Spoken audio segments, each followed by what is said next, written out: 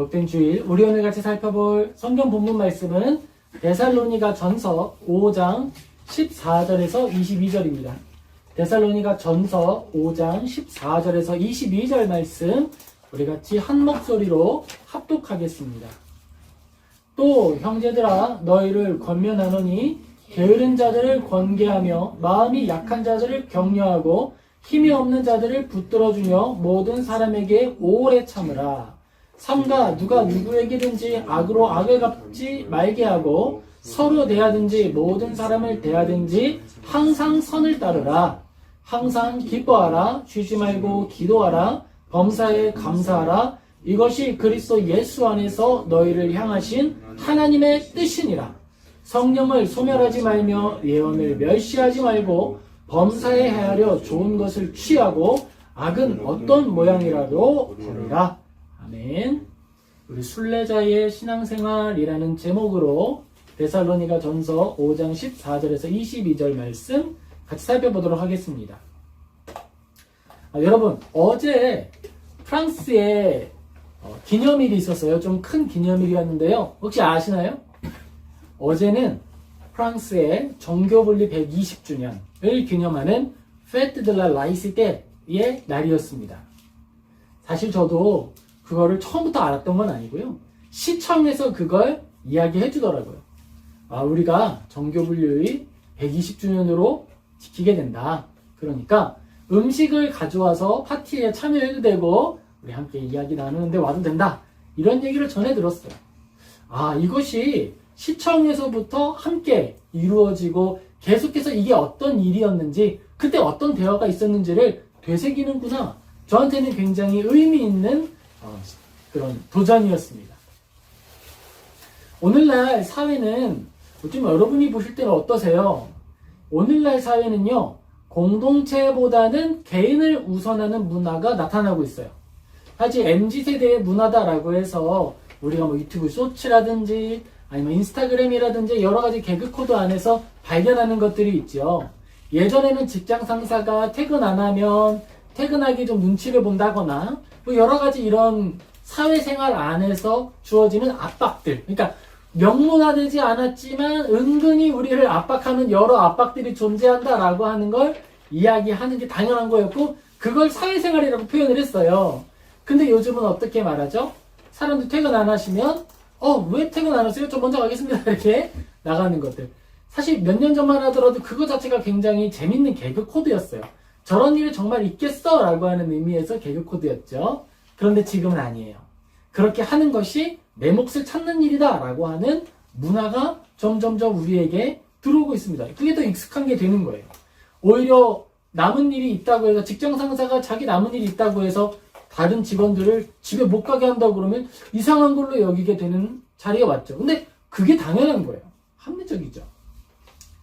자, 이것은요, 나쁜 것이 아닙니다.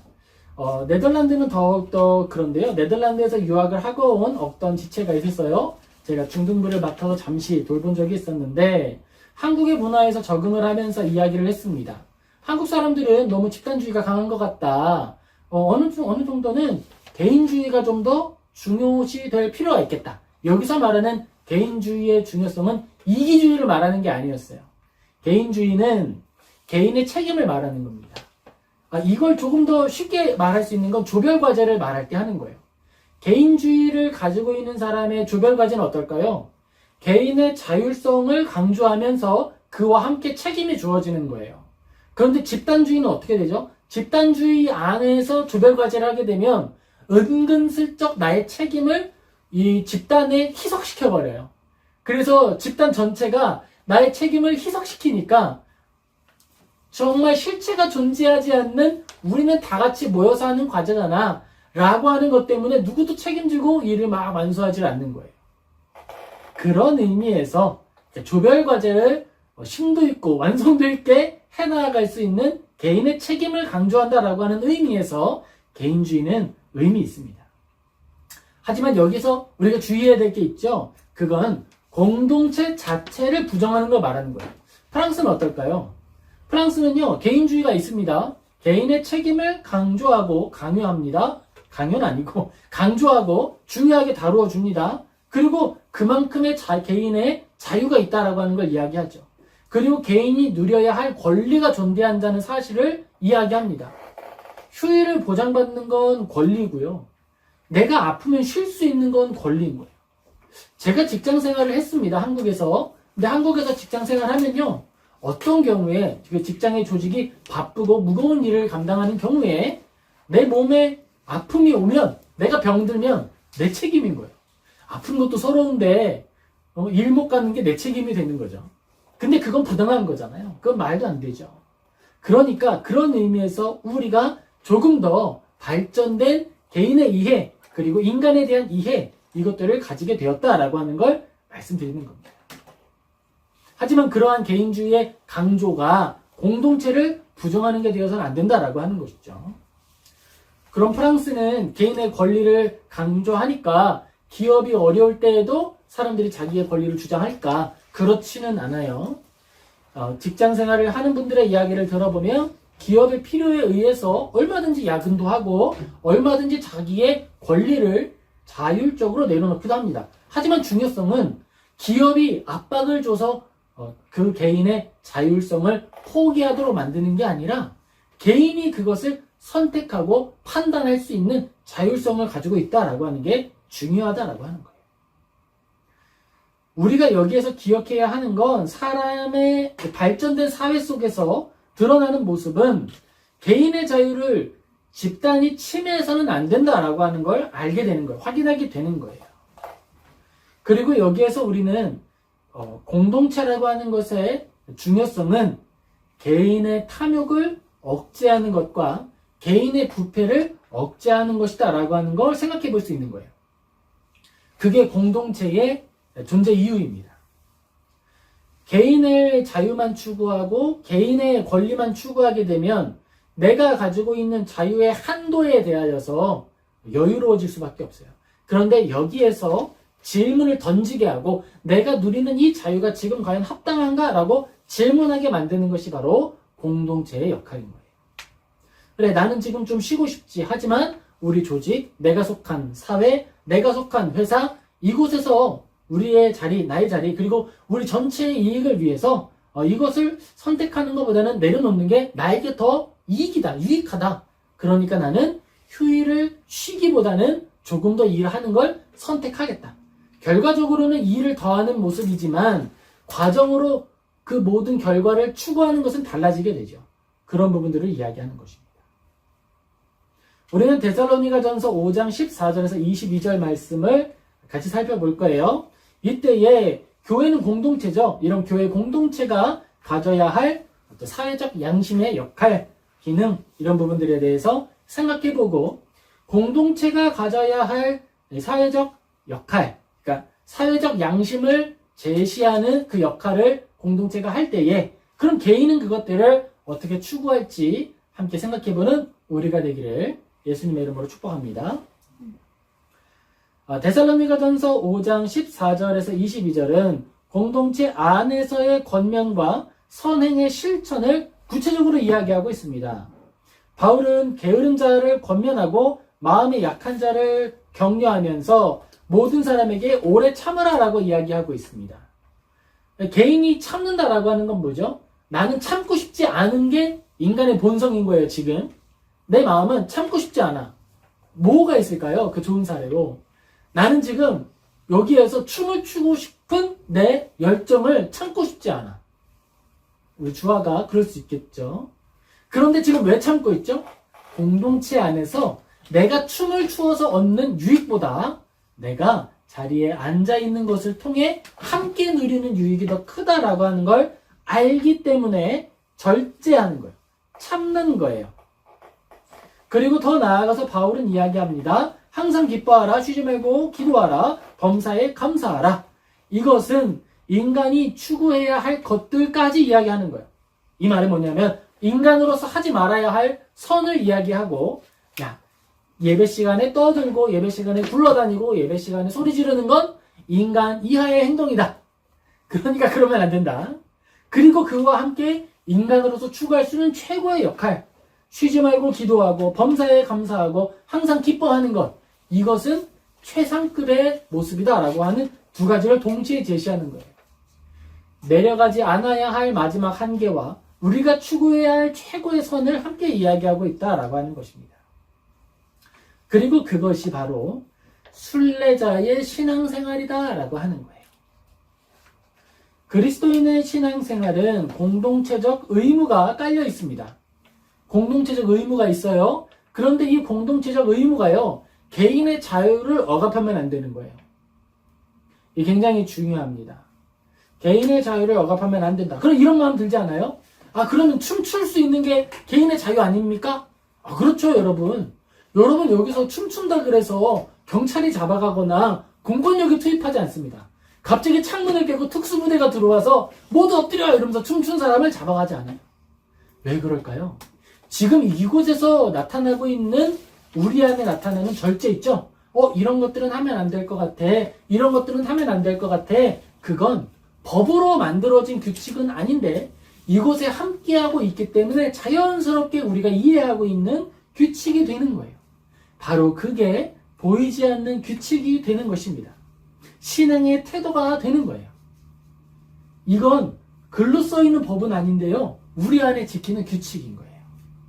이걸 조금 더 확대해 볼까요? 사회는 어떨까요? 사회도 마찬가지예요. 나는 옷만 입으면 두드러기가 나고 옷을 입으면 걸리적거리고 옷을 입으면 너무 답답해. 그러니까 빨개 벗고 다닐 거야. 그러면 어떻게 되죠? 바로 잡혀갑니다. 그건 법에서 금지하고 있는 거예요. 개인의 자유, 나는 옷을 입을 자유도 있고 벗을 자유도 있다. 그렇지. 그런데 그거 알아? 밖에 있는 사람은 너의 알몸을 보지 않을 자유가 있어. 그러니까 네가 벗고 다니면 다른 사람의 자유를 침해하는 거야. 혐오스러운 걸 보지 않을 자유를 침해한 거야. 그렇죠? 우리는 이 땅을 살아가면서 그러한 원리와 규칙 안에서 살아가는 거예요. 눈에 보이는 규칙, 문자적으로 써있는 규칙뿐 아니라 문자적으로 보이지는 않지만 존재하는 규칙들도 있습니다. 프랑스에서는 어떤 게 있을까요? 앞에 사람이 문을 열고 나가면 뒤에 사람이 오는지 확인해보고 가까이에 있으면 어떻게 해주죠? 문을 확 닫아버려요. 좀 기다려줘요. 좀 기다려주고 그 문을 잡아주는 게 에티켓이라고 불러요. 그렇죠? 그걸 지키지 않으면 잡혀가나요? 아니요. 안 잡혀가요. 하지만 그것을 지켰을 때 사람으로서 누리는 어떤 매너, 아, 저 사람은 배웠다. 저 사람은 정말 밸류를 가지고 있는 사람이구나 라고 하는 취급을 받습니다. 그것을 바로 사회적 재화라고 말을 하는 거예요. 바울은 이야기하는 거예요. 본문에서 바울은 선한 것에 대하여 이야기함으로써 교회 안에 가치 있는 것으로 여겨야 하는 것들은 이런 것들이다 라고 제시해 주는 거예요. 교회 안에서 제일 잘하고 있는 건 뭐죠? 예배를 잘 드리고 예배 시간에 기도를 잘하는 거겠죠. 자, 그러면 여러분 댄스 파티에서 제일 잘하는 건 뭐예요? 춤을 현란하게 추는 게 잘하는 거예요. 댄스 파티에서 존경을 받고 댄스 파티에서 1등하기 위해서 뭘 해야 되죠? 노래가 나오는 모든 동안에 어색하지 않은 춤을 끝까지 잘 출 수 있어야겠죠. 그러면 그 자리에서 존중받고 존경받는 사람이 되는 거예요. 그것이 바로 그 공동체의 가치가 되는 거예요. 댄스 파티에 모인 사람들의 가치는 춤으로 결정이 됩니다. 그게 법으로 만들어져 있나요? 아니요. 그곳에 모인 사람들 안에 내면에 존재하는 가치로서 있는 거예요. 바로 그거예요. 바로 그것입니다. 이 사회도 마찬가지죠. 우리가 살고 있는 이 사회도 노인이 전철에 탔을 때 여기에 앉으실래요? 라고 이야기해서 자리를 양보해 주는 것, 그건 댄스 파티에서 춤을 잘 추는 것과 같이 더 존경받는 모습을 드러낸 것과 마찬가지인 거예요. 그리고 다른 사람이 무엇인가 도움이 필요할 때 무거운 짐을 들고 도와주는 것, 이러한 것들도 마찬가지로 드러나지는 않지만, 그것 자체가 돈으로 환전되지는 않지만 그 사람이 더 높은 명예와 존중을 받을 수 있도록 만들어주는 재화가 됩니다. 재화라고 하는 건 가치를 말하는 거예요. 여러분이 돈을 가지고 가면 모노프리나 슈퍼에 가서 뭔가를 살 수 있죠. 그것처럼 프랑스나 사회에서 사회인으로서 성숙된 모습을 보이면 그것으로서 뭘 사는 거예요? 그 행위를 통해서 명예를 사는 거예요.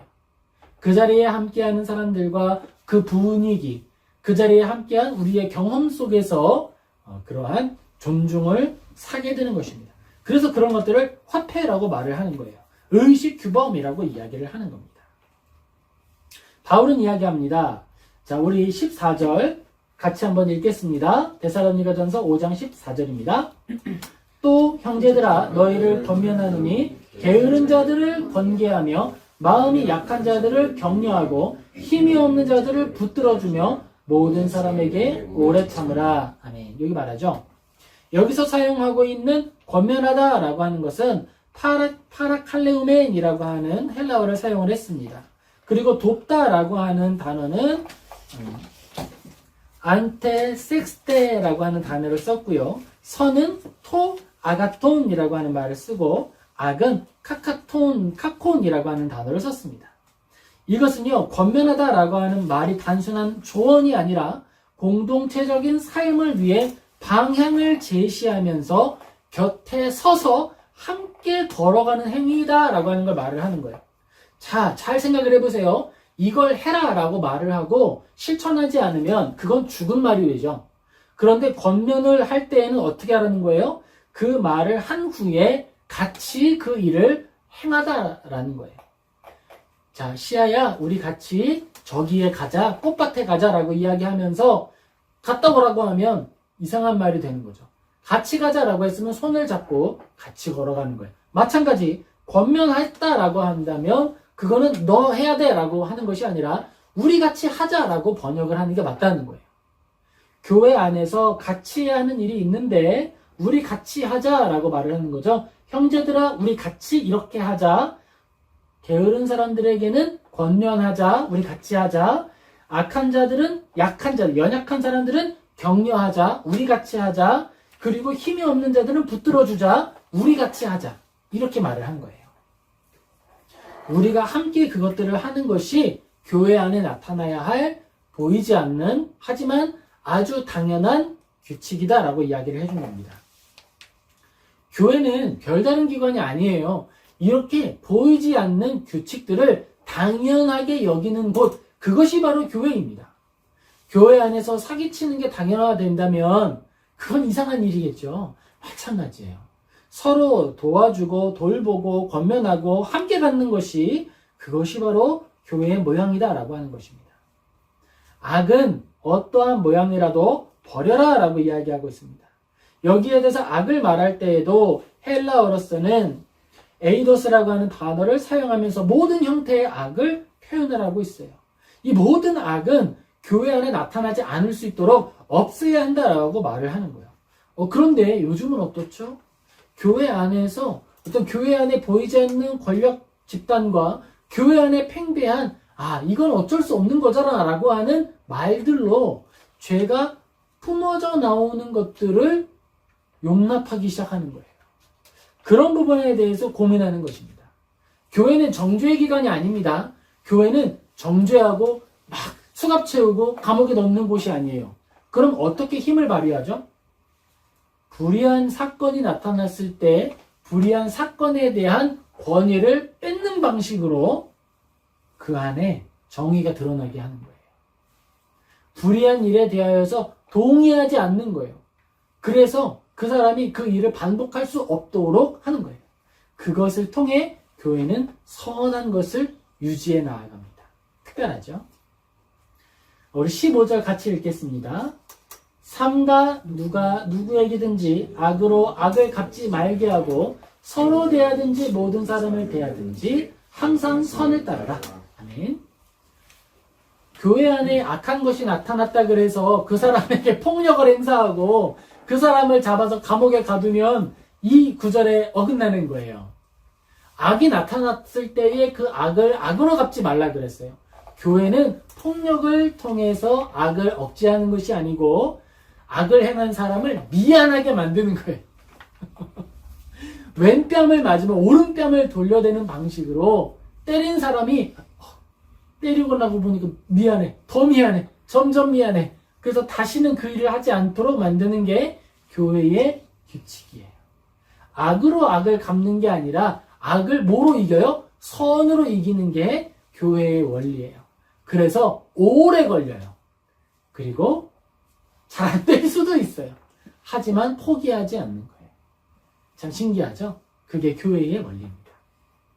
그리고 서로 대하든지 모든 사람을 대하든지 선을 따르라라고 했습니다. 이건 뭘 말하는 걸까요? 서로라고 하는 건 뭐예요? 교회 안에서 너와 나, 교회 안에 있는 너와 나끼리는 선을 행해라 라고 하는 거예요. 그럼 교회 밖에 있는 사람은요, 악을 행해도 됩니까? 아니다 라고 하는 거예요. 서로 대하든지 모든 사람을 대하든지, 서로를 대하는 건 교회 안, 모두를 대하는 건 교회 밖, 교회 안에서나 교회 밖에서나 항상 선을 따르라 라고 하는 거예요. 자, 교회 안에서 선을 따르라 라고 하는 이 규칙을 어기면 특수경찰이 딱 갑자기 출동해가지고 유리창을 깨고 들어와서 우리에게 수갑을 채우고 총을 겨눕니까? 아니죠. 이렇게 하지 않더라도 아무런 문제가 발생하지 않아요. 하지만 그렇기 때문에 더더욱 조심하여 다루라는 거예요. 그만큼 선한 것이라고 하는 것을 우리 안에 배양하는 건 힘든 일이니까 더더욱 조심해서 사랑으로 다루라는 거예요. 야, 이런 아름다운 행동이 나타났어? 너무 잘했어, 박수. 이렇게 좋은 행동을 했어? 너무 잘했어, 박수. 계속 박수 쳐주고 격려하고 힘을 줘서 그러한 선한 행동과 선한 마음과 선한 삶들이 용기를 잃어버리지 않을 수 있도록 도와주어라. 그래서 14절에 말하기를 마음이 약한 자들을 격려하라라고 이야기하는 거예요. 마음이 약한 사람들이 크게 용기를 내서 선한 일을 한 번 했어요. 그때 뭐 하라고요? 다 같이 우쭈쭈쭈쭈쭈쭈 박수를 그냥 엄청 쳐주라는 거예요. 정말 놀랍지 않습니까? 지금 원래는요, 여러분, 중고등부에서 이렇게 중학교, 고등학교 친구들이 가만히 앉아서 설교를 듣는 일이 불가능합니다. 있을 수 없는 일이 우리에게는 매주 기적이 일어나는 거예요. 우리는 맨날 보니까 그 사실을 모르죠. 그러니까 여기서 칭찬하는 거예요. 우리 같이 한번 칭찬해 줄게요. 서로를 입으면서 이야기하겠습니다. 잘하셨습니다. 대단하십니다. 진짜예요, 여러분. 중고등부 설교를 맡아도요, 이렇게 가만히 앉아서 설교를 듣고 하나님 말씀 듣는 건 있을 수 없는 일이었어요. 근데 하물며 초등부, 아돌레성, 고등부 이렇게 함께 예배를 드린다? 이것은 정말 위대한 일이다라고 하는 거죠. 약한 자들을 격려하고 힘이 없는 자들을 붙들어주며 사람들을 향해서 오래 참으라. 그럼 이 오래 참는 일은 무엇을 위해서 오래 참는 걸까요? 선한 일이 계속될 수 있도록 하는 거예요. 그리고 연약한 선한 일이 점점 더 강한 선한 일로 성장할 수 있도록 기다려주라라는 거예요. 악에 대해서 침묵하고 타협해서 오래 참으라는 게 아닙니다. 이걸 착각하지 않아야 돼요. 악이 나타나면 거기에 대해서는 불편해해야 돼요. 아이고, 왜 이러지? 선으로서 악을 이기길 힘쓰지만 그 악에 대해서는 권위를 빼앗아 와야 되는 거예요. 계속해서. 사람들이 이야기합니다. 소리를 지르는 사람한테 하나 더 주고 하나 더 잘해주고 그 사람이 요구하는 걸 들어주면 어떻게 된다고요? 학습한다고요. 악이 학습한다고요. 악한 것들이 학습을 한다고요. 그럼 그 사회가 어떻게 되는 거죠? 점점 더 불의한 쪽으로 흘러간다라고 말합니다. 그래서 어떻게 말하죠? 오히려 줄을 잘 서고 오래 참고 그런 사람들의 말도 들어주고 그런 사람들에게 귀 그려주는 사회가 되어야 더 좋은 사회가 될 수 있다라고 하는 거예요. 진상을 부리고 소리를 지르고 규칙을 어기는 사람은 어떻게 하라는 거예요? 저기 가서 벽 보고 있으세요. 당신이 말하는 거는 안 들어줄 거예요. 저리 가 있으세요. 그렇게 하는 문화가 만들어져야 한다는 거예요. 그런 문화를 만들 수 있는 곳이 어디라는 거예요? 교회라는 거예요. 교회는 인내하고 침묵하고 정의를 위해 머무는 사람의 말에 더 귀 기울이는 조직이 되어야 하고 귀 기울이고 그들과 함께하고 그들을 격려하는 것을 통해서 소리를 지르며 악을 행하는 자들은 오히려 위축되고 침묵함으로 선을 도모하는 자들이 더 힘을 얻고 권위를 얻고 능력을 얻도록 만들어줘야 됩니다. 그게 교회인 거예요. 교회 안에서 장로라는 사람이 소리 지르면요, 내일부터 집사예요. 아셨죠? 또 한 번 소리 지르면 어떻게 돼요? 내일부터는 그냥 아저씨예요. 권위를 점점 뺏어줘야 하는 거예요. 그래야만 교회가 선한 것으로서 더 격려받는 사회가 되는 것입니다. 그런 조직이 될 수 있는 거예요. 그리스도 안에서 교회라는 것은 언제나 그리스도 안에 있는 하나님과의 교제를 증진시키는 사랑의 의무를 가져야 하는 것입니다. 그것 이외의 권위는 자꾸 뺏어와야 되는 거예요. 그래야 교회가 교회다워질 수 있습니다. 본문은 교회의 윤리를 세상과 단절된 형태가 아니라 이 세상을 향해 열려있는 형태의 윤리로서 드러내야 한다라고 말하고 있는 거예요. 세상은 규칙을 어기면 잡아가고 그들에게 여러 가지 페널티를 줍니다. 불이익을 줍니다. 그런데 교회는 아니에요. 오히려 잘한 사람들에게 베네핏을 주는 방식으로 더 선한 것들을 유지시켜 나아가는 거예요. 그래서 교회는 징계하는 조직이 아니라 사랑의 조직이다라고 말을 하는 거예요. 교회는 사랑의 법이 있는 거예요. 교회는 징벌할 법이 없습니다. 교회 안에 감옥이 없어요. 교회 안에는 칭찬해주고 쓰다듬어주고 돌봐주는 거예요. 우리가 더더욱 그런 부분에 힘을 써야 됩니다. 하나님의 말씀을 가지고 우리가 말씀을 볼 때에 기억해야 하는 건 그런 거죠. 누구를 대하든지 항상 선을 따르라 라고 하는 것입니다. 악을 악으로 갚지 말라 라고 하는 것을 늘 기억하는 우리 모두 되기를 예수님의 이름으로 축복합니다. 아멘. 현대사회는 또한 개인주의가 필요하지만 또 너무나 극단적인 방식으로 갈 수 있는 가능성도 있습니다. 그래서 여기에서 우리에게 필요한 것은 바로 사회적 규칙인 거예요. 사회적 규칙. 내가 나의 이익을 지키기 위해서 이기적인 행동하는 게 뭐가 있을까요? 명백하게 내가 잘못했는데 막 진상을 부리는 거예요. 제가 옛날에 일을 했을 때요, 콜센터에서 근무를 했었습니다. 컴플레인 담당자였고요. 컴플레인 최상급 담당자였어요. 그러니까 일반적인 사람들이 컴플레인을 하면은 한 번, 두 번 해결이 안 되죠? 그럼 누구한테 오는 거예요? 저한테 오는 거예요. 그럼 저한테 오면 어떻게 하는 거예요? 나는 어떻게든 해결을 해야 되는 거지. 막 그분하고 싸우든지, 정말 뭐 싸우지 않겠지만, 정말 뭐 어떤 방식으로 설득을 하고 어떤 방식으로 대화를 해서든지 문제를 해결해야 하는 거예요. 그런데 여기서 우리가 중요한 것이 있습니다. 최종 부서까지 가면요, 말도 안 되는 주장을 하는 사람들의 말을 더 이상 들어주지 않는 선이 있어요. 왜냐면 그 사람들은 뭐가 되는 거예요? 그 사람들의 잘못된 요구를 들어주는 순간 그들은 컨슈머가 아니라 블랙 컨슈머가 되는 거예요. 소비자가 아니라 악의로 가득 찬 소비자가 되는 거예요. 기업에 이익을 주는 사람이 소비자입니다. 그런데 기업에 손해를 끼치는 사람은 소비자가 아닌 거예요. 그런 사람이 되는 거예요. 그러면 마지막 상담부서는 어떤 권한을 가지고 있냐면 차단 권한을 가지고 있어요. 그 사람의 아이디 또는 그 사람이 우리에게서 쇼핑을 하거나 어떤 구매 행위를 하는 것을 거부할 수 있는 권한이 있어요. 그러면 그 사람은 나중에 롯데닷컴이나 어떤 기업이나 구매를 하려고 할 때에 구매가 안 돼요. 그 사람이 만약에 구매하고 싶다고 하잖아요? 그러면 나한테 연락이 와. 그럼 나하고 통화를 해야 돼. 저 이거 살 건데요. 정말 제가 이번에는 그런 거 안 할 테니까 사게 해주세요. 그러면 내가 승인을 하면 살 수 있어요. 내가 승인을 안 하면 살 수 없어요. 그런 방향까지 가는 거예요. 우리가 이 땅을 살아갈 때에도 그러는데 그럼 교회는 어때야 할까?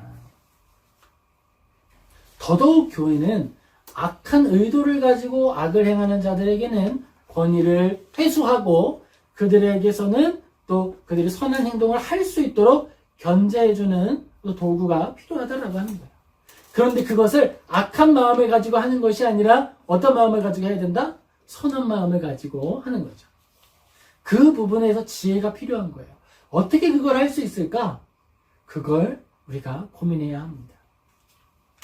그리고 그걸 인간의 감정이 아니라 선한 의도로 할 수 있게 하기 위해서 교회에 정관이 필요합니다. 규칙이라는 게 필요합니다. 규칙을 따라서 하는 거지 이게 내가 당신을 싫어해서 하는 게 아닙니다 라고 이야기를 하는 거예요. 최종부서도 마찬가지예요. 최종부서도 고객한테 당신은 이제 우리에게 쇼핑할 수 없습니다 라고 말을 할 수 있는 근거가 어디 있어요? 그 회사에 쇼핑을 하기 전에는 회원가입을 하는데 회원가입을 할 때 약관이라는 것에 동의하고 서명하게 돼 있어요. 동의하고 서명하면 그 동의하고 서명한 내용을 따라서 그 사람을 제재할 수 있는 거예요. 교회도 마찬가지예요. 교회에 들어오면 교회의 정관을 보고 이 교회가 추구하는 것이 무엇인지 보고 그와 함께 그 규칙을 따르지 않을 때에 주어질 어떤 어려움들 이런 것들을 납득하고 받아들이게 되는 거예요. 그것이 바로 교회 안에 함께한다라고 하는 것입니다. 우리가 이러한 것들을 잘 지킬 때 그러면 우리는 어떤 유익을 얻을 수 있습니까? 우리가 이러한 것들을 잘 만들고 또 지키고 선한 것들을 잘 만들어가면요.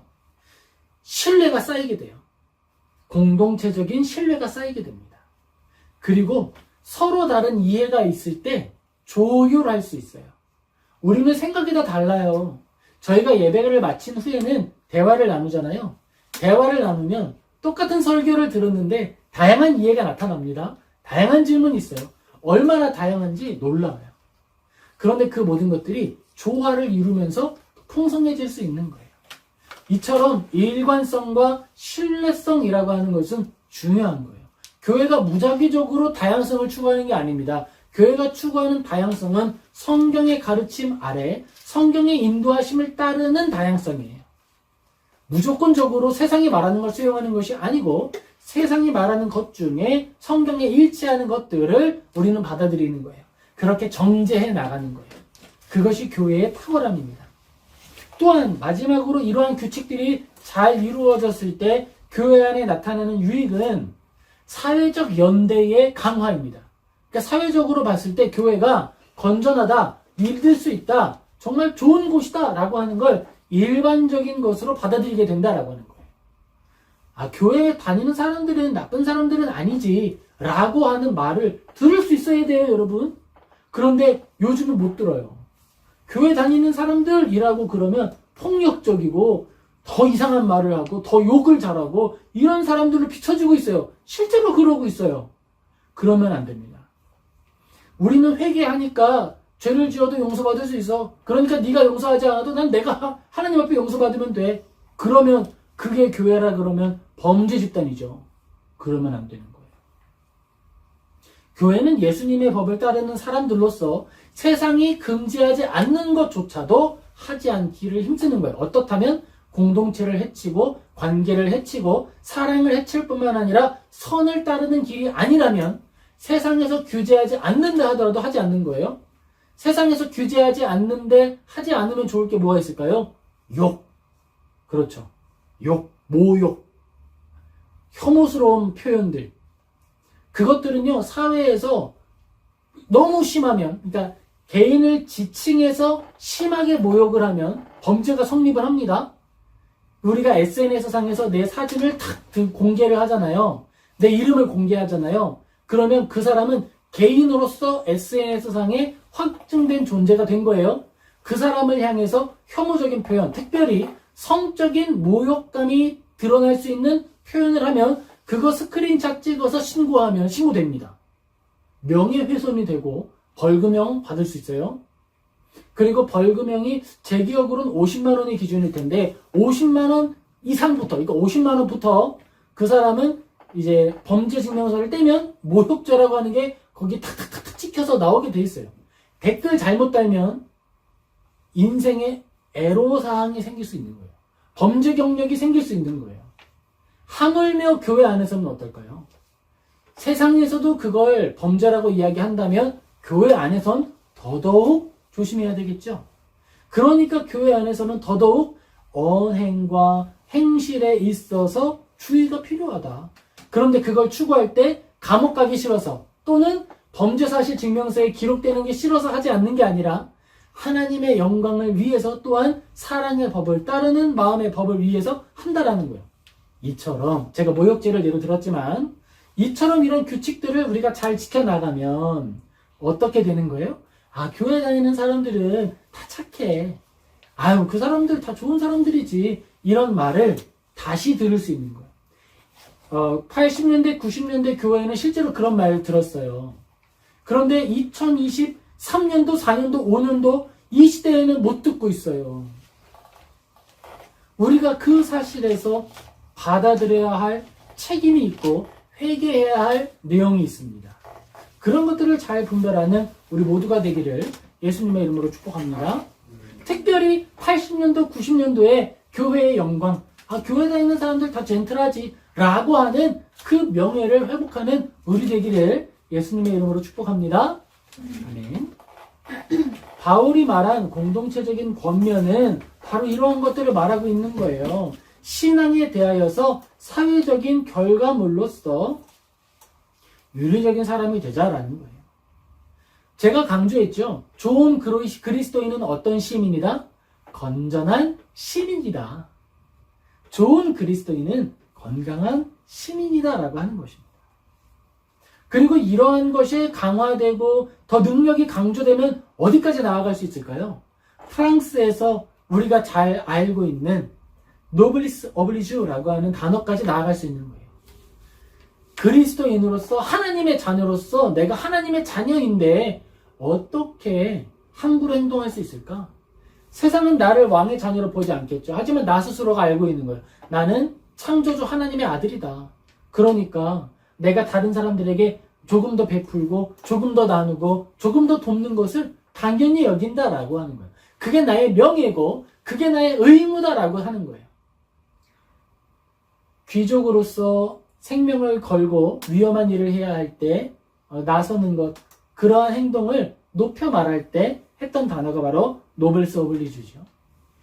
내가 귀족으로서 존경을 받았고 많은 것을 누려왔던 것은 오늘 이 자리에서 책임을 지기 위해서였다 라고 하는 말을 하며 나서는 것, 바로 그런 거예요. 그리스도인으로서 우리가 그렇게 추구하고 걸어갈 수 있다라고 하는 건 하나님의 아들이다 라고 하는 명예를 따르는 거예요. 목사니까 일부러 그러는 것이 아니고 저만 그러는 것이 아니고 여러분 모두가 그러는 거예요. 우리 모두가 그러는 거예요. 여러분이 어린데도 불구하고 어리다라고 하는 건 조금 더 춤도 추고 싶고 떠들고도 싶고 이런 충동에 노출되기 쉽다는 거죠. 근데 그렇지 않고 잘 자리에 앉아서 예배 드릴 수 있는 이유는 뭐예요? 아빠가 목사고 우리가 함께 예배 드리고 있다라고 하는 것. 더 나아가서는 하나님의 아들이다라고 하는 소속감과 그 명예의 감각으로부터 그러한 요구를 받는 거예요. 나는 하나님의 아들이니까 이렇게 해야지 라고 하는 것. 내가 이걸 어겼을 때 감옥에 가지는 않지만 물론 혼도 날 수 있겠죠. 그렇지만 그것 때문에 무서워서가 아니고 사랑하기 때문에 내가 이것을 좋아하기 때문에 한다라고 하는 것까지 나아가야 한다라는 것입니다. 자, 여러분, 그렇다면 교회가 이 안에서 사회적인 양심으로서 수행해야 할 역할은 무엇일까요? 아까 말씀드렸다시피 성경에 지금 이야기하지만 서로 대하든지 모든 사람을 대하든지 항상 선을 따르라라고 했습니다. 그러면 여기에서 말하고 있는 건 뭘까요? 교회 안에서 성도와 성도 간에 지켜야 할 규칙이 있는 것처럼 그 규칙을 똑같이 교회 밖에 있는 사람들에게도 지켜주어라 라고 이야기하고 있는 거예요. 그렇다면 교인들은 어떠한 역할을 부여받았는가? 그것은 사랑의 법을 부여받았다라고 하는 거예요. 연약한 자들을 돌보아야 할 책임을 부여받았다라고 하는 것입니다. 그리고 선한 것에 대하여서 대화할 수 있는 겸손함을 부여받았다라고 하는 거예요. 교회는 싸우는 곳이 아니에요. 멱살 잡고 싸우는 곳이 아니라 대화의 장이 되어야 합니다. 어린이나 어른이나 똑같은 위치에서 질문하고 대답할 수 있어야 돼요. 그게 건강한 교회예요. 제가 예배를 마치고 우리가 쉐어링을 할 때 질문을 한 사람 한 사람 받고 그러는 것이 그건 조금 좀 나중에 해볼까 이렇게 말하지 않고 항상 진지하게 대화하는 것은 그러한 대화의 틀을 가지고 있는 곳이 되어야 하기 때문인 거죠. 두 번째, 교회는 공공선이 사회적 상징 자본으로 자리 잡기 위한 역할을 해야 됩니다. 그 말은 뭐냐면요. 좋은 행동을 했을 때 그걸 명예로운 행동으로 여겨주는 거예요. 우리 친구들이 앉아서 예배를 잘 드릴 때 그걸 칭찬하고 높여주고 존중해줌으로써 이것이 존중받을 수 있는 일이구나라고 하는 걸 알게 해주는 거예요. 뿐만 아니라 선한 일을 하는 것이 당연한 일이다라고 하는 걸 우리 안에 공유하는 거죠. 그리고 우리끼리만 하는 게 아니라 밖을 향해서도 행동할 수 있도록 권면하는 것입니다. 그것이 바로 교회의 역할이에요.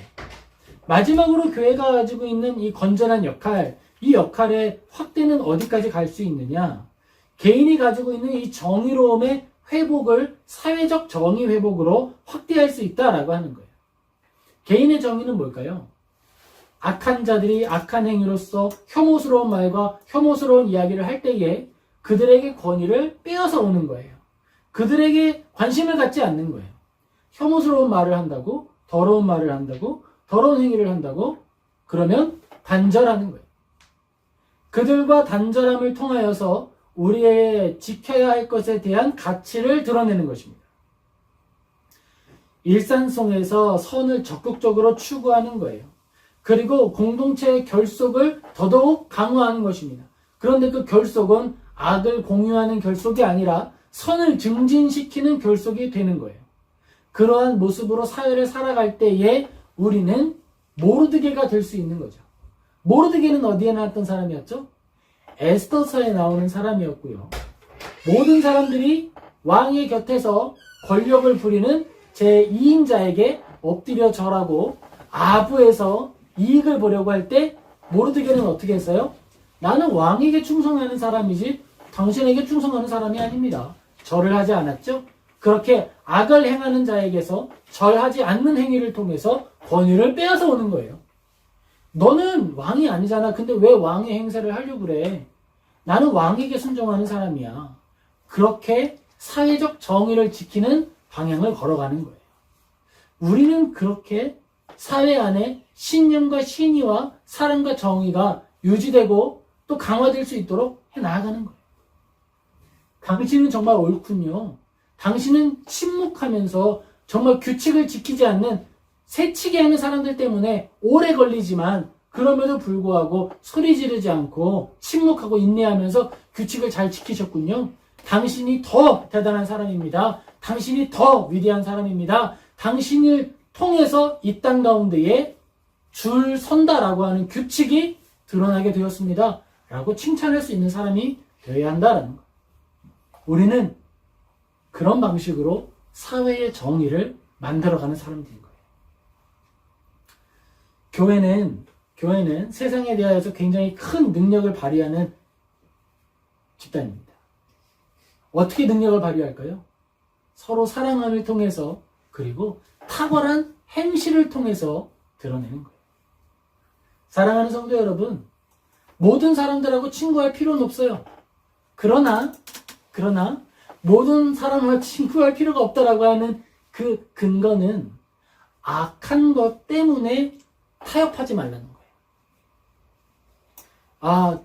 쟤는 싸움도 잘하고 쟤하고 있으면 편할 것 같은데 좀 잘 지내볼까? 그럴 필요 없다는 거예요. 차라리 선을 행하고 양심을 지키며 외롭게 사는 것이 더 나은 길일 수 있습니다. 지금 악한 시대를 살아가고 있다면 정의로운 마음을 가졌을 때 외로운 게 당연한 거예요. 그렇지 않겠습니까? 정의로운 사람과 교류하기를 원하는데 정의로운 사람을 찾아볼 수 없다면 나는 외로워야겠죠. 만약에 불의한 시대를 살아가는데 나에게 친구가 많다면 그건 내가 불의와 타협하고 있는 것은 아닌지 고민해 볼 필요가 있는 거예요. 교회는 그렇게 걸어가는 것입니다. 오늘 말씀을 기억하며 몇 가지를 우리 마음에 새기기를 소망합니다. 먼저 우리가 기억해야 할 것은요, 그리스도인은 사회적 양심으로서 살아가야 한다라는 것입니다. 그것이 교회의 기능이다라고 하는 걸 기억하시기 바랍니다. 교회, 성도는 사회의 부정이나 무관심에 침묵하지 않는 거예요. 하지만 더러운 욕설을 뱉어내는 것이 아닙니다. 온전하고 거룩하고 단단하고 지혜로운 말을 하는 것을 통해서 부절히 그리고 악한 것에 저항하는 거예요. 그것이 바로 교회의 기능, 사회적 양심의 기능이다라고 하는 것을 기억하는 우리가 되기를 예수님의 이름으로 축복합니다. 둘째로 기억해야 할 것은 공공의 선한 것이 사회적으로 가치 있는 것으로 여겨질 수 있도록 우리가 역할을 해줘야 된다는 거예요. 누가 걸어갈 때 좋은 일 하면 박수 쳐주세요. 그게 우리의 역할이에요. 칭찬해 주세요. 그게 우리의 역할이에요. 못하는 사람에게 손가락질을 하는 건 우리 역할 아니에요. 못하는 사람에게 채찍질하는 것 우리 역할 아니에요. 우리의 역할은 잘하는 사람에게 더 칭찬해 주는 거예요. 그리고 악한 사람에게 그들에게 부탁을 들어주지 않는 거예요. 그런 방식으로 악인에게서는 권위를 가져오고 선한 이들에게는 더 명예를 부여해서 선한 곳으로 교회와 사회와 믿음이 흘러갈 수 있도록 기능하는 모두 되기를 예수님의 이름으로 축복합니다. 마지막으로 기억해야 할 것은 우리가 걸어가는 믿음의 여정은 인생살이와 분리되지 않는다라고 하는 거예요. 오늘 설교 제목이 뭐였죠? 순례자의 신앙생활입니다. 믿음을 가지고 살아가는 사람은 이 땅을 통과해가는 사람이에요. 그러니까 세상과 분리된 사람이 아니라 이 땅 가운데 시민으로서 살아간다라고 하는 인식을 가지고 이해를 가지고 명예로운 시민으로서 건전한 시민으로서 살아가는 모든 성도님 되시기를 예수님의 이름으로 축복합니다. 아멘. 기도하겠습니다.